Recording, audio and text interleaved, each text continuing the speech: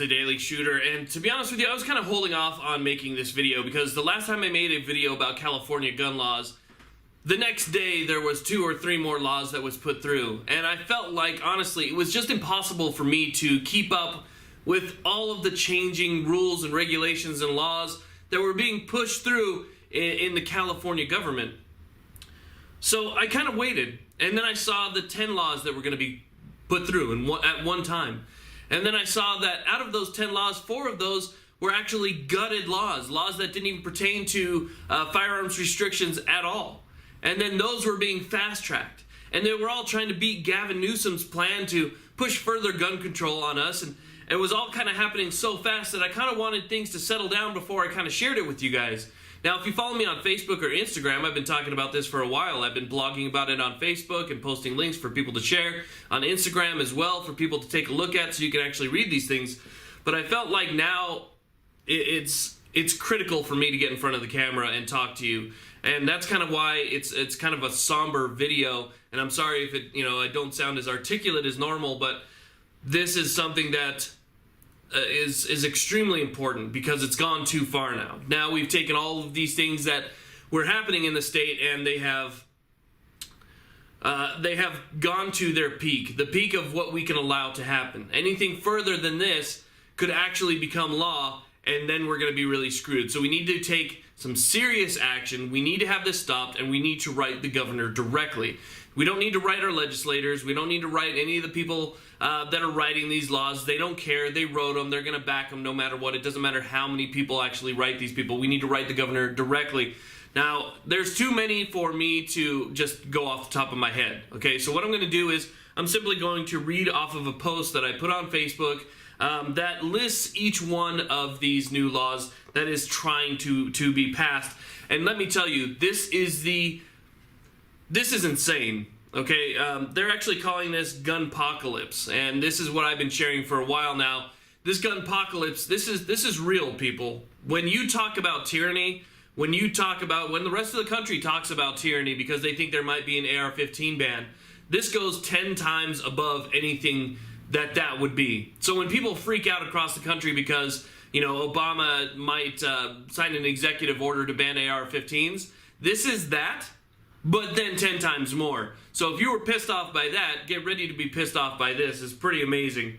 Okay, so here's the 10 bills that just passed. Now, I get a lot of questions. People have been writing me a lot saying, hey, I heard this is the case. Is it real? Is this true? Yeah, this is true. These are laws, or excuse me, not laws, but these just passed, okay? So now they're going to eventually go up to the governor's desk, and that's why I said we have to kind of preemptive strike this one and write the governor. Okay, now I'll start off with this one. AB 156, excuse me for reading again, bans common ammunition purchases and creates a DOJ database of ammunition owners. This is basically the background check for ammunition purchases, okay? AB 857 requires serialization of all unserialized firearms, both retroactively and moving forward. Basically, what they're trying to do is every 80% lower that you build has to be registered. Every 80% lower that you've already made has to have a serialized number on it and be registered. So they're attacking those 80%. They're attacking the builders. They're attacking everybody who has something that maybe didn't need to be serialized before, was kind of grandfathered in or whatever the case was. They want all firearms in the state now, all firearms, to have a serial number and to be registered. We also have AB 1135, which bans common and constitutionally protected firearms that have magazine locking devices such as the bullet button. So here is the thing. They got pissed off because they tried to ban the AR-15. Well, guess what? People came up with a thing called the bullet button. That bullet button allowed us to have the detachable magazines and basically keep the same AR-15s that the rest of the country has, minus the magazine limit, okay? So that bullet button allowed us to keep that firearm. Well, that pissed them off because we were able to kind of circumvent their ban, and we still have these. So now what they're trying to do is ban everything that would require a bullet button. It doesn't matter if it's your AK, it doesn't matter what it is, detachable magazine, even if it has a bullet button, which makes it legal in the state, even if it has that, they want to ban it, okay? You're gonna have to sell it to an FFL, or you're going to have to take it out of state, whatever the case is. They're trying to ban that. And remember, these all passed already, okay? So do keep that in mind. Let's see, we have AB 1511, which criminalizes loaning of firearms between personally known law-abiding adults, which also applies to family. Okay, so let's say that my brother who lives 10 miles away, if I want to loan him a firearm because he wants to go to the range that day and he wants, whatever the case is, maybe he's just going to go for a skeet shooting tournament and wants to borrow my shotgun because it has a 30-inch barrel. I can't. Under this law, I can't. We would have to go down to an FFL and we would have to actually do a transfer. We would have to do a transfer. He would have to do a background check. We'd have to pay some transfer fees. You'd have to pay the background check fees, everything else, just for him to be able to take possession of that firearm. Then he would have to transfer it back to it. You can't loan. You can't loan to anybody, even if you know that they're allowed to have them. Okay, we have SB. AB, by the way, stands for Assembly Bill. SB stands for Senate Bill. SB 880 bans common and constitutionally protected. Okay. Let's see. So we had AB 1135. This is one thing I wanted to point out. AB 1135, which bans everything that has a bullet button, right? We go down to SB 880, which bans commonly and constitutionally protected firearms that have magazine locking devices such as bullet buttons. Notice something there? Two laws, same thing. There are two laws that are approached differently. They're worded differently. I actually made a video about this before. I made this video, I don't know, maybe 2 months ago, where I was talking about this, how they're putting bills through, they're wording them differently, right? All the writing is different, but they achieve the same goal, which is to ban firearms, okay? So this is what I was talking about. Now we have SB 894, which victimizes victims by criminalizing the failure to report stolen firearms within a short period of time. So let's say your gun gets stolen, right? And you're trying to figure out if something happened here or something happened there, and you wait 2 or 3 days to inform the police that your firearm was stolen just to make sure that you didn't accidentally leave it behind. Yeah, you're a felon. So congratulations, California has turned you who got robbed now into a criminal. So you got robbed and now you're the criminal. We also have SB 1006, University of California taxpayer funding for gun control research. So we have the liberals, which control the higher education school system, now funding gun control research. Wonder what findings they're going to come up with, right? Because they're very level-headed liberals. Let's see, we have SB 1407, which requires serialization of all unserialized firearms, both retroactively and moving forward. Do you notice a trend here? That is another one. That sounds just very similar to the other one that I read to you guys a little bit earlier, because the way that they're thinking is if one doesn't pass under a certain language, they'll rewrite it and make the language a little bit different. They both achieve the same goal, but somebody might be stupid enough to actually go for it. Passed. Okay.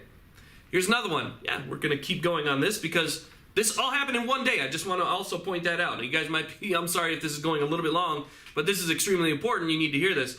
This all passed in one day. The next one, SB 1446, retroactively bans possession of lawfully acquired standard magazines that can hold over 10 rounds. So a lot of people think that in California you can only have a 10-round magazine. Well, that's true moving forward. However, if you had one prior to the magazine capacity limitation ban, you could still have a 30-round magazine. If that's what you had, 20 rounds, 30 rounds, whatever the case is, you could still own those retroactively. Well, they said, no.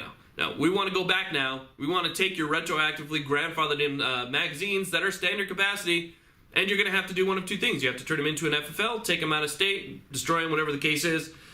You're not allowed to have those anymore because we know how many criminals are out there shooting ARs and stuff. Anyway, we have our last one here, which is SB 1235. Again, pay attention to this one. Bans common ammunition purchases, creates a DOJ database of gun owners. Now, what they mean by bans common ammunition purchases is that they want to restrict and limit the ammunition that you can buy online. They want to know who you are. they want a Department of Justice database, and they feel like they can't, hey, stop barking out there. They feel like they can't get that database if you buy online. Maybe they miss your name or something, so keep that in mind. Now that we got that out of the way, you may have also heard that there was 4 bills that got gutted, amended, and then fast-tracked. I've actually seen some reports that there was 5 bills, but I've only seen evidence that there was 4 bills that this happened to. And to be honest with you, I didn't even know this was possible. And to me, the way that I see it, it should be completely illegal, but this is what we're dealing with. So if you're not sure exactly what happened, there was 4 bills that had nothing to do with the Second Amendment whatsoever. Okay, this is how they sneak stuff in so that there's not so much argument about it. Okay, this is a very sneaky maneuver, and like I said, completely, to me at least, feels like an illegal maneuver in order to circumvent the public and any backlash that might come from it. But they took these 4 bills that had nothing to do with the Second Amendment. They actually had to do with emissions control, greenhouse gases, emissions control, basically environmental stuff. It had nothing to do with guns, nothing to do with the Second Amendment. They gutted that bill that had already gone through some of the legislative process, and they rewrote the bill, to cover Second Amendment stuff like the ban on ammunition or the ban on AR-15s or the ban on anything with a bullet button. They gutted those and rewrote the insides of the bill. So now the bill's already passed some of the legislative process, and now, even though it's passed, they don't have to bring it back retroactively and start over again. It just stays where it is, where it's already ended up, with the new writing inside. Now here's the crazy part. This is something else that completely caught me off guard. I watched the hearings. So they had the Senate hearings where the members were listening to people talk about things, and there were some people from the Firearm Policy Coalition there, and Senator De Leon, who is the guy from the 30 magazine round clip guy, in 30 seconds or 30 rounds in 1 second, a half a second, whatever he said. He's that guy. He's the most anti-gun guy that we have here, even though they're all kind of bad. But anyway, he is the president pro tem right now. And what was amazing to me was that there was actually amendments that were created 15 minutes prior to the hearing. 15 minutes. So that the people that were watching, the people that were involved, the other people that were in attendance didn't even have a hard copy of the actual bills that we're going to be passing. They didn't even have a hard copy of it. Right before they went to the floor, they amended stuff. 15 minutes. Now, this was a vote down party lines. Republican, Democrat. It's mainly controlled by Democrats because for some reason everybody votes Democrat because, they want people that are here illegally to stay illegally, and they want all their freebies and giveaways and stuff, so they're going to vote Democrat even if all their rights are taken away. They don't care because, you know what, they don't have to go to work the next day. That's the way that I see it. But nonetheless, I'm just interjecting my opinion. 15 minutes, amendments to basically bills that are unconstitutional. Something this big, something that is constitutionally protected, is being amended 15 minutes before it goes to the floor. Now, the Republicans that were there actually argued, I don't have a copy. This is unconscionable that I don't have a hard copy of something that you're asking me to vote on. But they voted anyway. And every single one of those that I just read to you passed. Every single one. So what we need to do now is put a crap ton of pressure on Jerry Brown. We have to. This is the only thing that we have left to do, is to fight back. Because if these pass, I foresee a shitstorm of problems. Because there are a lot of gun owners here that are absolutely fed up and won't take it anymore. We're sick of having our rights stripped away while they push for transgender people to have shared bathrooms of whatever they think they are that day. While we sit there and wait for people at Starbucks to complain about the color of the cup during Christmas. While all of these stupid things are happening, our rights are being stripped away, and everybody turns. Nobody gets involved. It's funny. I see one little bill come down in Oregon, or one little bill comes down in Washington State, or in Colorado, and there's rallies, there's organized protests and marches and people standing in front of the governor's office. This gunpocalypse happens, And there's nobody out there, and it kills me. You know, I try and make these videos. I try and inform as many people as I can. I don't have a very big voice. I'm under 30,000 subscribers, you know, and how many of those are even from California? But we have a huge number of people here. A huge number of people. And if you want to keep your rights, you have to do something about it. Make yourself heard. I for one, I can't take it anymore. I can't put up with another crappy law that strips my rights while nobody does anything. So we need to come together and do something. Guys, check out the Firearms Policy Coalition. They are honestly leading the fight on a lot of these fronts. Please check them out. I'll put a link in the description box. Thank you all very much for watching. Please like, subscribe, and have a great day.